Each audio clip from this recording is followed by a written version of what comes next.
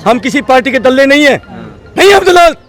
जो दल्ला सैनिक होगा वो किसी नेता का भड़वा का दलाली करेगा। अरे आप लोग सेना होकर के आप नेताओं की दलाली कर रहे हैं। जनरल वीके सिंह साहब ने 60 साल तक नौकरी करी और 6 महीने के लिए वो कोर्ट तक गए, यानी कि इतनी नौकरी करने के बाद भी जनरल साहब आपका पेट नहीं भरा। और आप इन बच्चों को 4 साल के लिए आप अच्छा मानते हैं?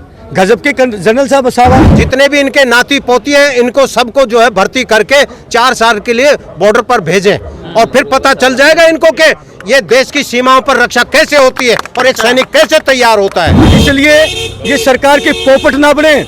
आप आर्मी के अधिकारी हैं और आर्मी की गरिमा होती है। मतलब 72 साल के मोदी साहब देश की सेवा करेंगे और 22 साल का देश से रिटायर्ड होगा। वाह, ये तो बड़ा अच्छा मॉडल है। हम किसी के चाटुकार नहीं है। आप अगर हमसे क्या उगलवाना चाहते हैं कि हम कांग्रेस की तारीफ कर दें? नहीं, किसी की तारीफ नहीं करेंगे। सारे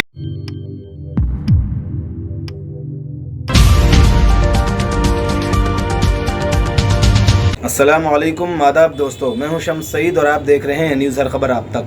मैं आपके साथ जो खबर शेयर करने जा रहा हूं उसको आपको वीडियो भी दिखाने जा रहा हूं बहुत जल्द। और किस तरह की वो वीडियो है, किस तरह उस वीडियो में क्या मैसेज है, क्या पैगाम है, क्या खबर है, उसको देखकर आप इस वीडियो को देखकर समझ जाएंगे। आप ये वीडियो देख लीजिए दोस्तों और उसके बाद आप खुद ही समझ जाएंगे कि इस वीडियो किससे रिलेटेड है, क्या इसका मैसेज है और क्या ये पैगाम है या खबर है। आप ये वीडियो देखिए। मैं सभी देशवासियों को जय हिंद करता हूँ, जय भारत करता हूँ। साथियों, एक सैनिक होने के नाते मुझे बड़े दुख के साथ कहना पड़ता है कि जो अग्निपथ जो स्कीम लेकर आई है सरकार, ये बिल्कुल उन बच्चों के हित में नहीं है। क्योंकि सरकार को सैनिक जो एक वज़न दिखाई देते हैं रिटायरमेंट के बाद, उनको पेंशन देना उनको दुर्लभ हो रखा है। तो कुल मिलाकर मुझे यही कहना पड़ेगा कि उन बच्चों के अंधकार में डाल दिया इन्होंने। पिछले 2 साल से बहुत सारे बच्चों ने अपनी फिजिकल जो है मेडिकल सब कुछ क्वालिफाई करके और इंतजार में थे कि कब हमें जो है एक एंट्री मिले। बहुत दुर्भाग्य से कहना पड़ता है, मेरे पास हज़ारों फ़ोन आ रहे हैं, हज़ारों, और सारे के सारे बच्चे इतने डिप्रेशन में हैं। मैं आपके चैनल के माध्यम से इतना ही विनती करूंगा सरकार को, सरकार मौका दे तो रही है। अक्सर देखिए 4 साल वर्दी पहनने का मौका मिलता है। टोटली गलत है। मैं इतना ही कहूँगा, एक सैनिक, हम लोग सैनिक हैं। मैं उदाहरण देता हूँ, हम पेंशन पा रहे हैं, हम मेडिकल फैसिलिटी पा रहे हैं और हमें कैंटीन फैसिलिटी है। मैं सरकार से इतना कहूँगा, इन 4 साल अग्निपथ वीरों को आप मेडिकल फैसिलिटी, पेंशन दे दीजिए, मेडिकल फैसिलिटी दे दीजिए और कैंटीन फैसिलिटी दीजिए। हम आपके इस स्कीम का स्वागत करेंगे। लेकिन आपने तो पेंशन के ऊपर हथौड़ा चलाना है ना सैनिकों की। आप घुमा करके 2000 के आसपास, पहले अटल बिहारी जी हमारे भारतीय जनता पार्टी के प्रधानमंत्री थे इस देश के, तब उन्होंने हमारे पैरामिलिट्री फोर्सेस के भाइयों की पेंशन के ऊपर हथौड़ा मारा। और आज जो है इसी बीजेपी की सरकार में मोदी साहब की जो है आज सरकार है, आज हमारी सेना के ऊपर डायरेक्टली ना मार करके इनडायरेक्ट भी घुमा करके हथौड़ा मार रही है पेंशन के ऊपर। तमाम अधिकारी तो कह रहे हैं सेना के कि ये बहुत अच्छा है। जनरल वीके सिंह कह रहे हैं कि भाई जनरल वीके सिंह कह रहे हैं वॉलंटरी है, आपको आने का मन है आइए, नहीं आने का मन है। मैं जनरल वीके सिंह साहब से पूछना चाहता हूँ कि जनरल वीके सिंह साहब ने 60 साल तक नौकरी करी और 6 महीने के लिए वो कोर्ट तक गए, यानी कि इतनी नौकरी करने के बाद भी जनरल साहब आपका पेट नहीं भरा। और आप इन बच्चों को 4 साल के लिए आप अच्छा मानते हैं? गजब के जनरल साहब आप जितने आर्मी अधिकारी हैं उनको रिटायरमेंट के बाद में गवर्नर की सीट दिखाई देती है साहब। उनको किसी न किसी स्टेट का गवर्नर की सीट दिखाई देने लगती है कि मेरे लिए वहाँ गवर्नर की सीट रिजर्व रखेगी सरकार। इसलिए ये सरकार के पोपट ना बने। आप आर्मी के अधिकारी हैं और आर्मी की गरिमा होती है। मैं विनती करता हूँ अपने अधिकारियों को, अरे आप लोग सेना होकर के आप नेताओं की दलाली कर रहे हैं। मैं विनती करता हूँ, आप बड़ा रिफॉर्म बता रहे हैं। देखिए, बहुत ही गलत बात है साहब। मैं कहता हूँ वो जो आर्मी अधिकारी इसको ठीक बता रहे हैं, वो भी अपनी नौकरी को 4 साल कर दे। वो अपने लिए भी लागू करें ना। हमारे आर्मी अधिकारी हैं, वो भी तो लड़ाई लड़ते हैं। क्या जवान ही लड़ता क्या? अगर यंग ऑफिसर होंगे तो वो भी अच्छी लड़ाई लड़ेंगे। आप अपने आप को भी रिटायरमेंट करिए। ये सिर्फ जो है जवानों के लिए क्यों, गरीब के बच्चों के लिए क्यों? क्योंकि सेना के अंदर गरीब किसान मजदूर का बेटा जाता है साहब। अरे किसी धन्ना सेठ का बेटा नहीं जाता, किसी नेता का बेटा नहीं जाता। गरीब के ऊपर प्रहार है, गरीब के बेटों पर प्रहार है साहब। आप भड़का रहे हो? बिल्कुल नहीं भड़का रहा। मैं इतना ही कह रहा हूँ, आप सभी चैनलों के माध्यम से हाथ जोड़ के युवाओं से विनती करता हूँ कि हमें कोई भी गलत काम अपने हाथ में नहीं लेना, कोई पत्थरबाजी नहीं करनी, किसी प्रकार की आगजनी नहीं करनी। हम शांतिपूर्वक तरीके से आपके अंकल लोग, ये फौजी रिटायर्ड, हम आह्वान करते हैं बहुत जल्द हम एक डेट डिसाइड करेंगे और दिल्ली के अंदर एक पूरे देशव्यापी अपने नौजवानों से अपील करना चाहते हैं। हम रास्ता दिखाएंगे और हम यकीन दिलाते हैं यदि हम आपके साथ हैं तो सरकार की नाक बंद कर देंगे और सरकार को ये बिल वापस लेना ही पड़ेगा। जिस प्रकार से हमारे किसान पिताओं ने और किसान भाइयों ने सरकार का नाक बंद कर दिए और मजबूर होकर के मोदी साहब को वो 3 काले कानून वापस लेने पड़े, इसी प्रकार से मैं वादा करता हूं सूबेदार वीर सिंह चौहान, मेरा कॉन्टैक्ट नंबर सुन लीजिए 8368002355। ये आपके अंकल सूबेदार वीर सिंह चौहान का कॉन्टैक्ट नंबर है। मैं आपको विश्वास दिलाता हूं, आप अगर सेना पर विश्वास करते हो, इन फौजी अंकलों पर विश्वास करते हो, आपको गलत काम हाथ में नहीं लेना।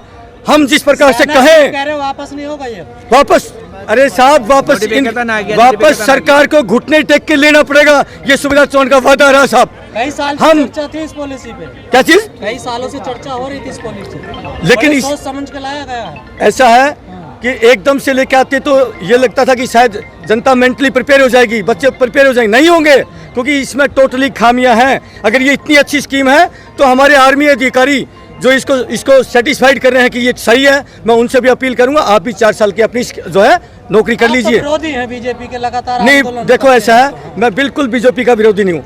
मैं विनती करता हूँ, आंदोलन जीवी हैं आप, नहीं अरे साहब मैं एक सैनिक हूँ, मैं कोई आंदोलन नहीं कर रहा हूँ, आंदोलन में पहुंच जाते हैं आप। मैं एक रिटायर्ड सैनिक हूँ। हम अपनी पार्टी बनाई जनता ब्रिगेड पार्टी, जो कि सैनिकों की पार्टी है, हम किसी पार्टी के दल्ले नहीं है। नहीं अब दलाल, जो दलाल सैनिक होगा वो किसी नेता का भड़वा का दलाली करेगा। कांग्रेस की, बीजेपी की अच्छाई बता रहे दलाल हैं सब, बिल्कुल जितने अच्छाई करें ये चाटुकार है उस पार्टी के। मैं फौजी हूँ। जनरल बीके आज कह रहे हैं इतने बड़े आज नेता- एक सेकंड, आज सैनिक भी मैं देख रहा हूँ देश में जाति धर्म में बंटने लगे। अनर्थ हो जाएगा अगर वो सैनिक जो जाति धर्म में बढ़ करके और बीजेपी का समर्थन करे, वो एक सैनिक हो ही नहीं सकता साहब। ऐतिहासिक इसका मतलब सैनिक नहीं है। रिटायर जनरल कर्नल सब ऐतिहासिक कदम। टोटली इनको जो है कहीं कहीं एमएलए एमपी का टिकट चाहिए, कटोरा लेके भीख मांग लो, नहीं मिलेगी आप लोगों को भीख। आप लोग विश्वास करिए, हम फौजी हैं। अरे हम नेता बने ना बने क्या फर्क पड़ता है, मेरा देश महफूज रहना चाहिए। जब सैनिक सीमा पर खड़ा होता है वो जात धर्म नहीं देखता, वो देश के लिए जीता है। बनेंगे रिटायर होने के बाद, कह रहे हैं अरे साहब कुछ नहीं बनेगा। उनको अडानी अंबानी जी के बड़े बड़े जो उनके फैक्ट्री मॉल जो खुल रहे हैं उसके ऊपर सिक्योरिटी गार्ड, ट्रेंड सोल्जर उनको खड़े करने के लिए पैदा किए जा रहे हैं। गार्ड तो आपको भी चाहिए, आपके बंगले के लिए है। नहीं, मेरे पास कोई बंगला, मैं सिंपल हूँ, गांव का एक नॉर्मल व्यक्ति हूँ, मैं गांव में रहता हूँ और मुझे किसी गार्ड की जरूरत नहीं है। बीजेपी के नेता कह रहे हैं अगर बीजेपी ऑफिस में गार्डों की जरूरत पड़ेगी तो अग्निवीरों को हम सबसे पहले प्राथमिकता देंगे। मतलब ये एक सैनिक को गार्ड के रूप में देखना चाहते हैं, यानी कि सैनिक की तौहीन। मैं आप ही की बात को कोट करता हूँ, यानी कि सैनिक को सिर्फ गार्ड की तौर पर पूरा देश सैनिक का सम्मान करता है। इस देश में कोई भी आपदा आती है, भूकंप हो, बाढ़ हो, दंगा हो, आग लग जाए और जहाँ पर सरकार की सारी व्यवस्थाएं फेल हो जाती हैं, वहाँ पर अंतिम विकल्प क्या बचता है बताइए, आप बताइए। अंतिम विकल्प क्या बचता है? देश का सैनिक, देश की सेना बचती है और जब सेना मोर्चा संभाल लेती है तो पूरा देश आश्वस्त हो जाता है कि मेरे फौजी भाई आगे हैं, मैदान संभाल लिया। इसलिए तो यंग बना रही है सेना को ना, यंग लड़के होंगे 17 से 21 साल का लड़का देखिए। मतलब 72 साल के मोदी साहब देश की सेवा करेंगे और 22 साल का देश से रिटायर्ड होगा। वाह, ये तो बड़ा अच्छा मॉडल है, ये तो बड़ा अच्छा मॉडल है साहब। 72 साल, आप बताइए 72 साल वाले मोदी साहब को रिटायरमेंट होना चाहिए या 22 साल वाले को रिटायरमेंट होना चाहिए? मानती सरकार, आप लोग क्या करने वाले हैं? ये पूरा देश व्यापी हम शांतिपूर्वक तरीके से एक बड़ा आंदोलन करेंगे। अन्ना जी भी एक सैनिक थे, आंदोलन तो हो ही रहा है। अन्ना जी भी सैनिक थे, ये भी एक सेकंड अन्ना एक मान लीजिए। हम मर सकते हैं लेकिन अपने देश के लिए जवान। अन्ना जी आए ना आए मुझे पता नहीं है, ठीक है। जब शेर बूढ़ा हो जाता है तो कुत्ते काट लेते हैं उसको। अब अन्ना जी बेचारे बूढ़े हो चुके, उनके कोई हो नहीं है। ये नए अन्ना आ चुके हैं और मैं चुनौती देता हूँ सरकार को। हम आपके चैनल के माध्यम से विनती करते हैं, बच्चों से रिक्वेस्ट करते हैं, हाथ जोड़ के प्रार्थना करते हैं कि अगर आप रेल को फूकते तो नुकसान हमारा है, नेताओं का नहीं है। अगर आप बसों को फूकते हैं, किसी बिल्डिंग को फूकते हैं, देश हमारा है, नेताओं का नहीं है। सबसे पहले आम पब्लिक जो है टैक्स दे करके सारी चीजें पैदा होती है, नेता टैक्स नहीं देता है। मैं इसलिए प्रार्थना करता हूं बच्चों, ये अंकल आपके साथ खड़े हैं, आपके सुख में दुख में आधी रात हम आपके साथ हैं, लेकिन आपको देश का नुकसान नहीं पहुंचाना है, देश की किसी भाई को नुकसान नहीं पहुंचाना, कोई रास्ता नहीं रोकना, हमें किसी प्रकार की क्षति नहीं पहुंचानी देश को। कहने बेरोजगारी दूर होगी। ये इन नेताओं को जो है कम से कम इनको सोचना चाहिए, ये प्रैक्टिकल अपने बच्चों पर करके देखे। अपने बच्चों को जितने भी इनके नाती पोती हैं इनको सबको जो है भर्ती करके 4 साल के लिए बॉर्डर पर भेजें और फिर पता चल जाएगा इनको कि ये देश की सीमाओं पर रक्षा कैसे होती है और एक सैनिक कैसे तैयार होता है। इन नेताओं के बच्चों को भेजा जाए। ये नेता के बच्चे तो एसी में बैठ करके पलते हैं और विदेशों में पढ़ते हैं, इनको क्या पता 12 साल की पढ़ाई में क्या मिलता है। इनको केवल मलाई खाने से मतलब है, देश की रक्षा करने से या देश राष्ट्र है जी। विरोध भी आप कर रहे हैं, मलाई भी आप ही खाओगे, नेताओं को नहीं खाने दोगे कुछ। ये नेताओं ने खाते खाते तो 75वीं वर्षगांठ मना रहे हैं, अमृत महोत्सव मनाने जा रहे हैं। आप ये मलाई खा कर करके मैं ये कहता हूँ सारे नेताओं का फिजिकल फिटनेस होना चाहिए, ये फिजिकली फिट भी होने चाहिए। एक सेकंड सुनिए, आपने कैसे सवाल किया भाई साहब। आप अपनी आत्मा, जितने भाई खड़े हैं आज तक सेना ने कभी देश का सिर झुकने दिया। हम ये वर्दी पहन के आए साहब, इस वर्दी का पूरा देश सम्मान करता है। मोदी जी ने झुकने नहीं दिया। इस वर्दी का पूरा देश सम्मान करता है। अगर इस वर्दी का अगर कलंक लगे तो पूरा देश हमें माफ करेगा क्या? हमें एक एक कदम रखते हैं, हमें एक एक इंच का जो नहीं, इस बात का गरिमा बता रहे हैं आप, कलंक बता रहे हैं। भाई मेरे दोस्त फौजी हैं, हम जान कुर्बान कर देंगे, लेकिन देश के अंदर अगर एक सिंगल पैसा ना पेंशन लेंगे ना तनख्वाह लेंगे, हम चुनौती देते हैं सारों की बंद करेंगे, इन गद्दारों की, सारे नेताओं की पेंशन।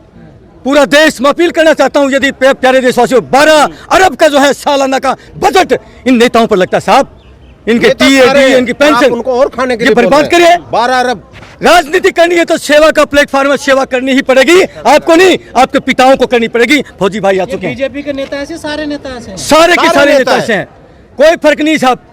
हम किसी के चाटुकार नहीं है। आप अगर हमसे क्या उगलवाना चाहते हैं कि हम कांग्रेस की तारीफ कर दें? नहीं, किसी की तारीफ नहीं करेंगे। सारे के सारों ने देश का नाश किया है, गरीब को गरीब बना। 70 साल से हम आपकी गरीबी दूर करेंगे, हम आपकी गरीबी दूर करेंगे। अरे 70 साल से तुम गरीबी दूर नहीं करके तुम इसका मतलब नापुंसक हो, तुम्हारी औकात नहीं है। हम फौजी हैं, हम चुनौती देते हैं, हिम्मत है, आए मुकाबला हो जाए, मंच हम प्रदान करेंगे। देखना है तुम्हारे क्या दिल में है और क्या इन फौजियों के दिल में है। ठीक है साहब? कौन करेगा लीड, फिर कौन करेगा? अरे साहब, नेताजी बोझ थे ना, आप नेता के नाम पर कलंक है, नेता शब्द के नाम पर कलंक है, ये नेता नहीं है। इस देश का नेता हुआ तो केवल एक ही हुआ। नेताजी सुभाष चंद्र बोस थे, जो जनता के लिए अपने आप को न्यौछावर करते उसको बोलते नेता। जो फ्रंट से लीड करता है जनता के लिए उसको बोलते नेता। ये तो किसी नेता ने कुर्बानी दी है। नेता कुर्बानी लेते हैं और सैनिक कुर्बानी देते हैं, ये डिफरेंस है साहब, जमीन आसमान का अंतर है। ये सारे कांग्रेसी कह रहे हैं इन्होंने कुर्बानी दी है। अरे साहब, इनको तो देख लिया, पूरे देश ने देख लिया, क्या बात करें। 70 साल से इनको देखते आए, नहीं तो 8 साल में कैसा लगा? नहीं, ये क्या कर देंगे? देखिए मैं आज फिर कह रहा हूँ, पिछले 70 साल में जो काम हुआ इन्होंने 8 साल में उसको बर्बाद कर दिया। मुझे इतना कहने में कोई संकोच नहीं है। मैं कांग्रेस पहले के वक्त में फिर भी ये देश महफूज था। इस देश में जाति धर्म में किसी प्रकार की नफरत नहीं थी।